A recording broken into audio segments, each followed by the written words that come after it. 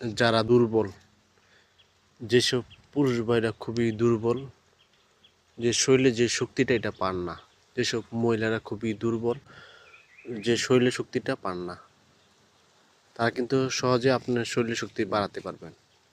একদম সহজ উপায়, এই গাছটা সংগ্রহ করবেন। এই গাছটার নাম হাতিসুরি গাছ। এই গাছের সংগ্রহ করে, এই গাছে এরকম গাছ হলে এই গাছের শিকড়টা নেবেন, শুধু শিকড় নেবেন। এই গাছের শিকড় খুব ভালোভাবে পানিতে ধুইয়া শুধু কাঁচা শিকড়টা নিয়ে নেবেন 2 চামচ মধু আর 1 চামচ কালিজিরা। মধু, কালিজিরা আর এই গাছের শিকড় রাত্রেবেলা যখন ঘুমাইতে যাবেন, ঘুমানো যাওয়ার আগে চিবে চিবে খাবেন। খাইলে আপনার শরীর শক্তি বাড়বো। এটা সারা বছর খেতে পারবেন, কোনো পার্শ্ব প্রতিক্রিয়া না। যারা মধু খেলে সমস্যা হয়, ডায়াবেটিস আছে, তারা মধুর পরিমাণ শুধু কমায় খেলেই হবে ইনশাল্লাহ। এভাবে আপনি প্রতিদিন খেতে পারবেন, বড় পেটে খাবেন, ইনশাল্লাহ উপকার পাবেন।